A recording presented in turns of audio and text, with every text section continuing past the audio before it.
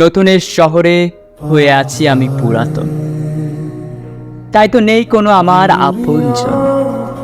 সবাই বলছে নতুনত্বটাকে আপন কর, আসলে তারা বোকা, তারা জানে না সবার প্রথম আমি করেছিলাম গোপন নতুনত্বটাকে।